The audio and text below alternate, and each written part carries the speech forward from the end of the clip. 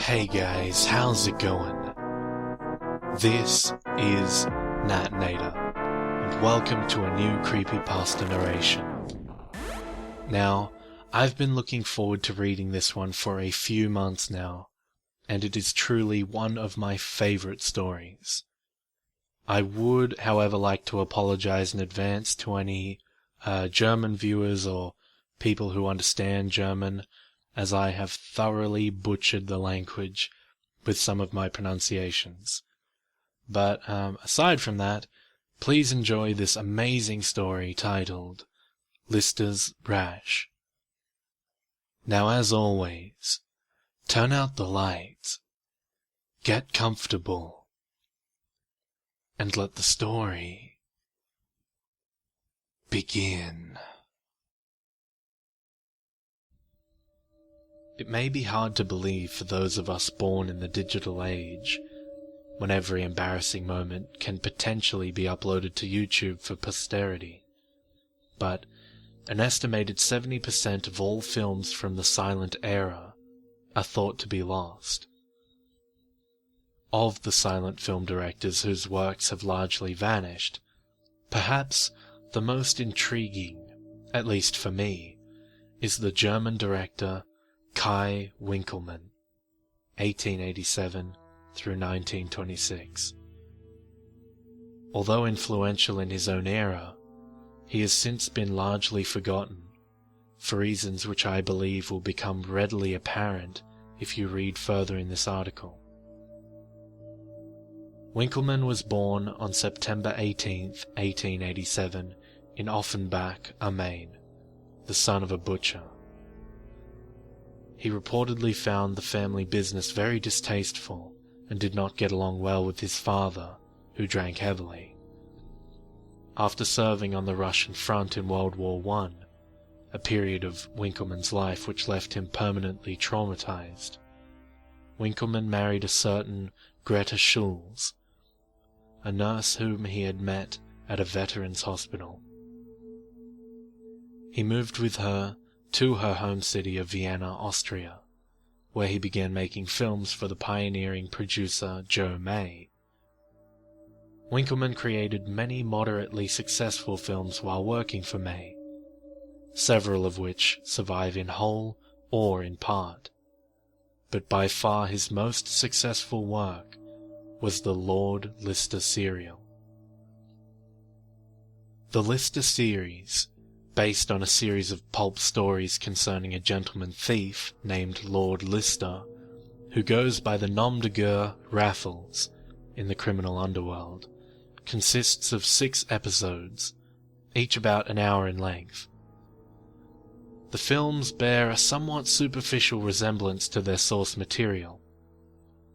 In the original novels, as in the first 2 episodes of the Lister serial, Lord Lister is a somewhat sympathetic, Robin Hood-like figure, à la Arsène Lupin, who rarely commits any particularly egregious misdeeds.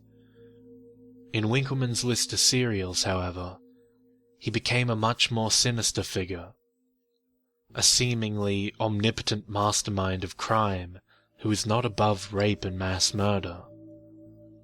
In the serial, as in the novels, Lord Lister is pursued by a Scotland Yard detective named Baxter.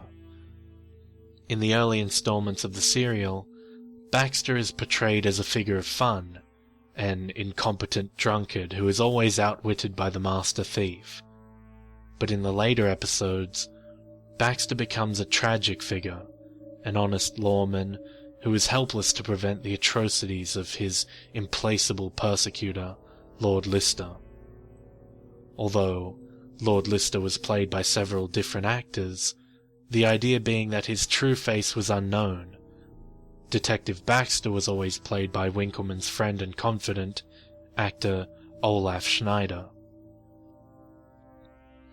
Olaf Schneider became close friends with Winckelmann shortly after the latter began working with Joe May. The two could not be any more different in appearance or in temperament. Schneider was healthy, muscular, and a lover of fast cars and boxing, while Winckelmann was a recluse and often in poor health. Nevertheless, the two shared a close relationship, perhaps finding common ground over the tragedies in their respective pasts. Winckelmann had an abusive childhood and was left mentally scarred by his service in World War I, while Schneider's wife had committed suicide in 1918, leaving him to raise their infant daughter alone. The contents of the first 5 Lister films, insofar as they can safely be reconstructed at all, only one of them survives, and even then only an incomplete print, are as follows. 1. Lister tritt ein. Enter Lister. The screenplay of this first episode was written by none other than the legendary director-screenwriter Fritz Lang. In this installment, Lister, who is living under the assumed name Lord William Aberdeen, manages to steal a valuable painting during an art exhibition. The bumbling detective Baxter eventually manages to arrest Lister, but the latter escapes, switching identities with a guard in a clever ruse. A spectacular chase scene ensues, during which Lister, of course, escapes. 2. Lister schlägt zurück. Lister hits back. The film opens with an elaborate scene where Lister steals the pearl necklace of a duchess's neck at the opera house. Shortly after, Lister boldly announces his next crime via a newspaper advertisement.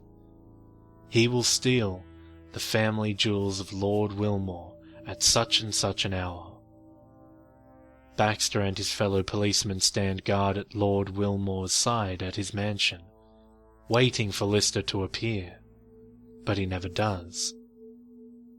Just when he is about to dismiss the incident as a hoax, Baxter hears muffled cries and discovers the real Lord Wilmore bound and gagged in a wardrobe. Lister had been impersonating him the entire night, and the real jewels had already been replaced with identical duplicates. Baxter realizes that the mansion is rigged to explode and barely escapes with his life. This is the only surviving Lister film. 3. Lister in America. Lister in America. Detective Baxter receives a tip that Lister is hiding in the United States.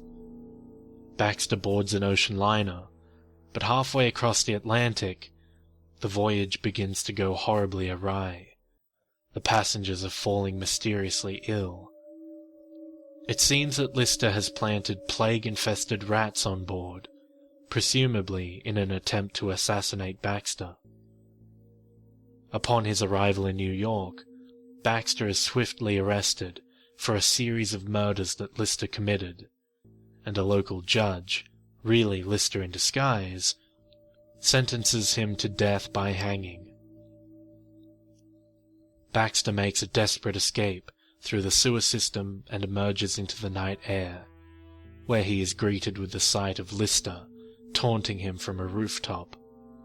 He is wearing his iconic costume, a black cloak, black gloves, and a black executioner's mask.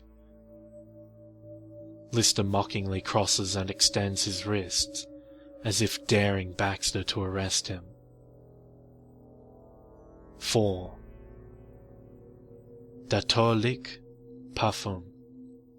The Deadly Perfume.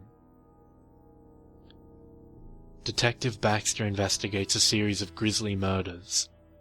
Someone has been replacing department store perfume with sulfuric acid, resulting in dozens of deaths and disfigurements. In order to uncover the truth, Baxter forms an alliance with a young woman who claims to have been Lord Lister's lover. Despite being a married man, Baxter soon begins to succumb to her charms as well. The film ends with a shocking scene. Due to the machinations of Lister, Baxter is forced to allow the young woman to be run over by a train in order to avert an accident that would kill hundreds of people. 5. Die schreiende Lich, the Screaming Corpse.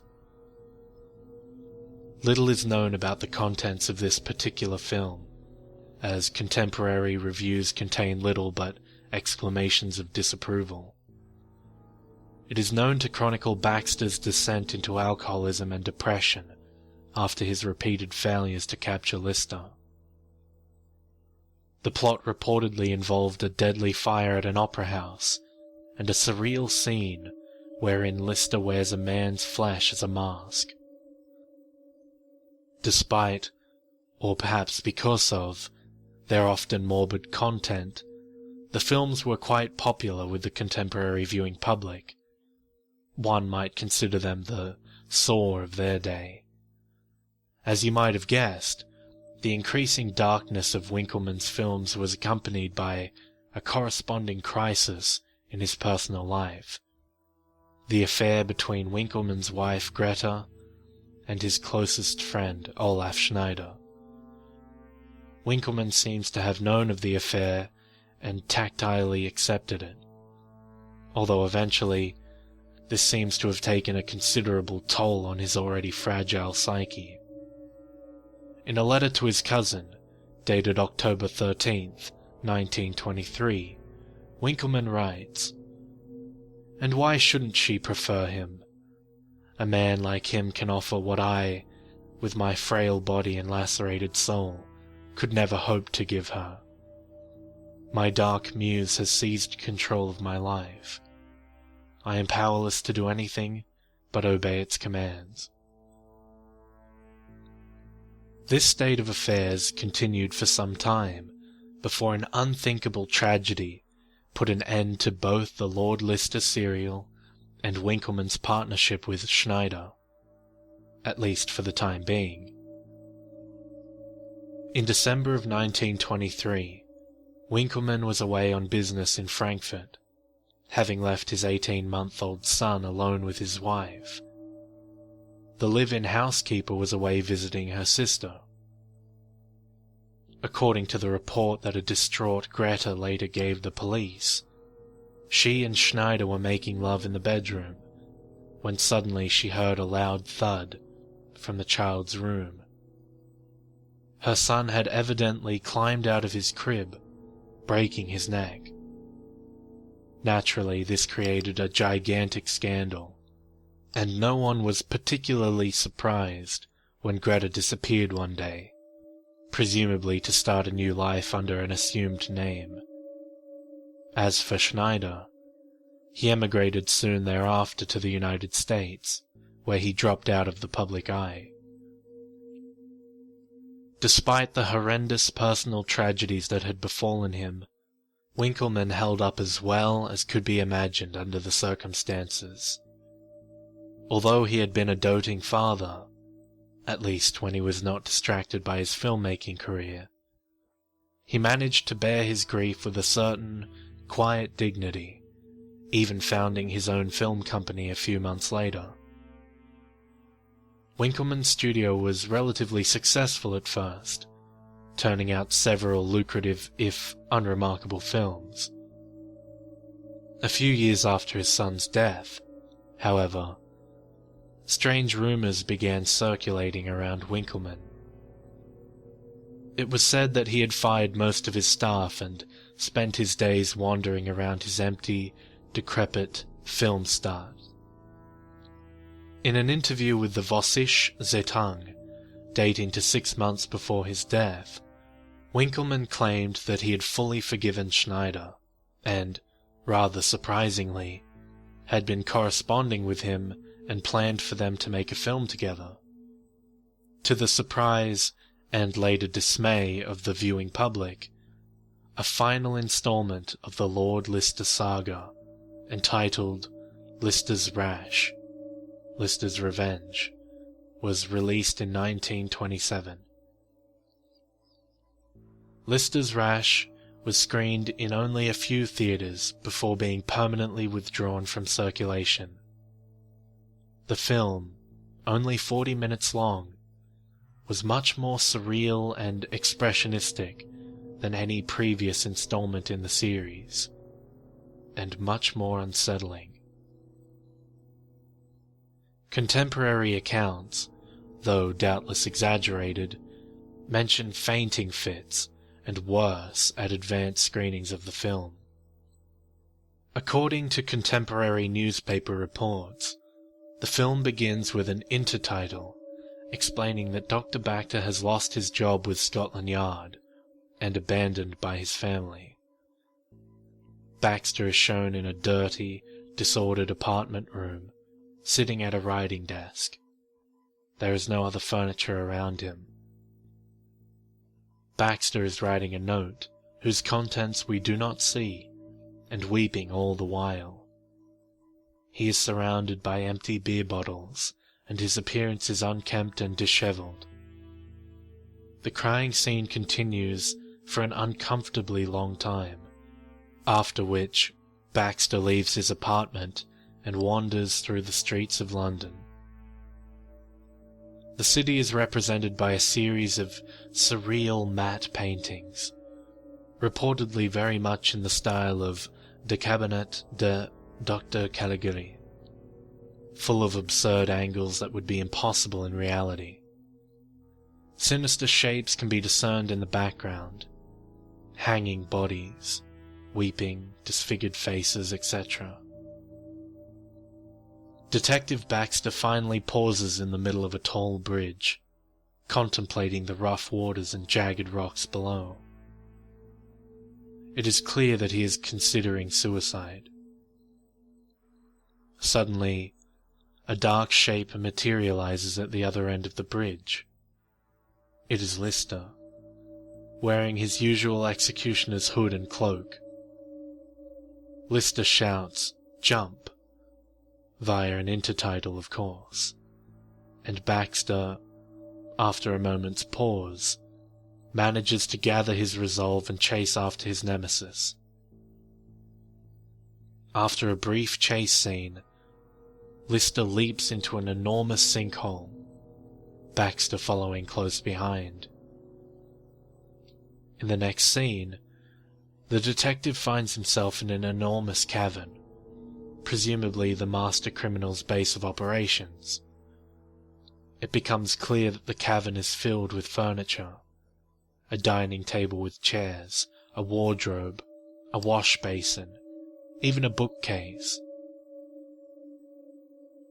Baxter cautiously approaches the table, soon realizing to his horror that all of the furniture appears to be made of human bone. In the center of the cavern is an enormous pile of human body parts, casually stacked together like a compost heap. Baxter recoils in horror and attempts to run back to the entrance of the cavern, but it is too late. Lister, with two other masked men on either side of him, is swiftly approaching, carrying an axe. The scene shifts yet again. Detective Baxter is shown inside a damp dungeon of sorts, his hands and feet manacled to the wall. He is bruised and bloodied. A large metal door swings open and Lister reappears, still accompanied by his two masked henchmen. One of said henchmen is carrying a struggling, wriggling form. A blindfolded little girl, around 10 years of age. Lister tells Baxter, "Now you and your daughter will be reunited, just as you wished." With that, the two masked thugs hold the screaming and kicking little girl down on the ground, while Lister withdraws a butcher knife from somewhere within his cloak, and calmly, methodically, slashes to her throat. The two masked henchmen then place the dying little girl opposite the distraught Detective Baxter. Blood is oozing from her mouth and throat, but she is still breathing slightly. Lister declares, "Leave him to his fate. and the three masked men exit the room, leaving Baxter to watch helplessly as his daughter breathes her last. An intertitle announces that 3 weeks have passed, and Baxter is still chained where Lord Lister left him.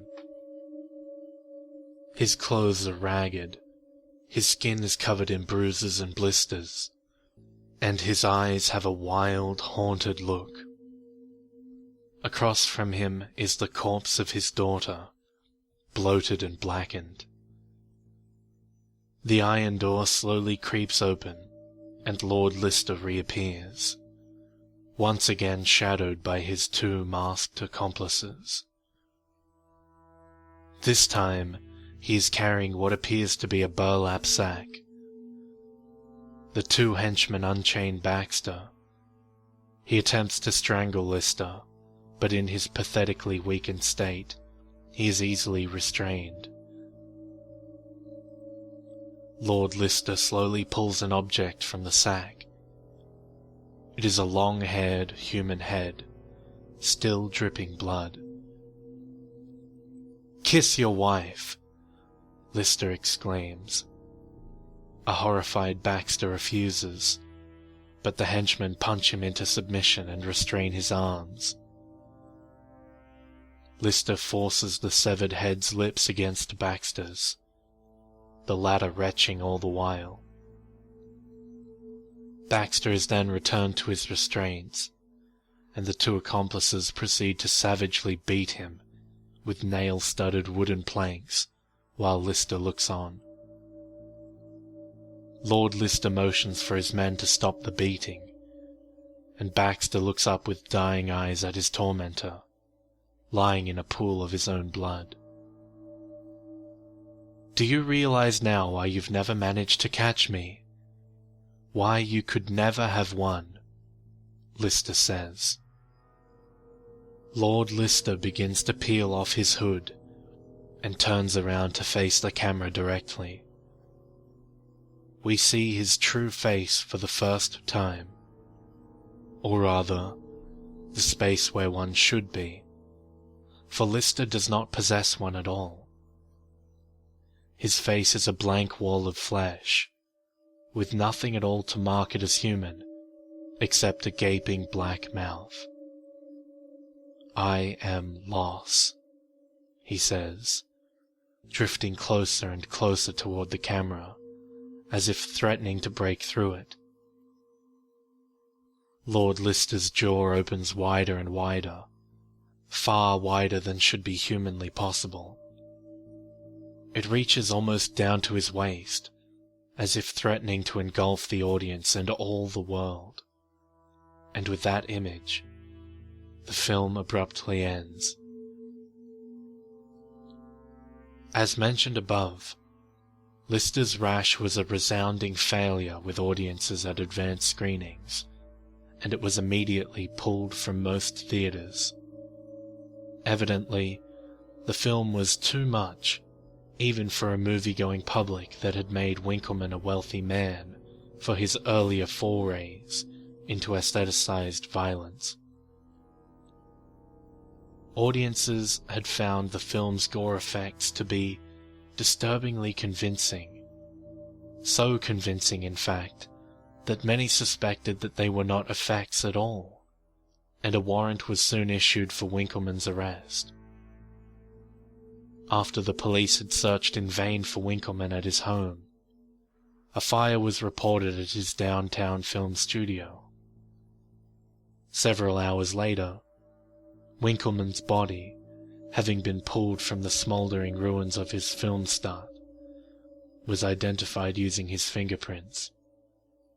Though his garments were badly burned, he appeared to have been dressed in black. The bodies of Olaf Schneider, his 10-year-old daughter, and his former lover, Greta Winckelmann, were never recovered. Like most of Winckelmann's films, Lister's Rache had vanished almost without a trace. Some copies were lost in fires, an unfortunately very common occurrence, as early film stock was highly flammable, while others were deliberately destroyed. There is an interesting, though almost certainly apocryphal, anecdote in Christian Eckheim's Modern Schaumarken oder Stammfilmsicht about a rediscovered copy of Lister's Rache, which bears repeating here, if only for its dramatic interest. In 1974, as the story goes, Peter Fleischer, an Austrian film collector, acquired a copy of Lister's Rache at an auction. After viewing the film on his private projector, he began to experience headaches, nausea, and finally, hallucinations. He reported seeing a figure in a black cloak out of the corner of his eye, but the figure would vanish as soon as he turned his head. At first, this figure would appear to be far away, but it seemed to come closer over time. Eventually, Fleischer began to suffer from insomnia. The figure would stand over his bed at night, but disappear as soon as the light switch was turned on. Every appearance of this figure would cause a feeling of intense despair and dread in Fleischer. After several weeks of agony, Fleischer finally burnt the film reel in his fireplace.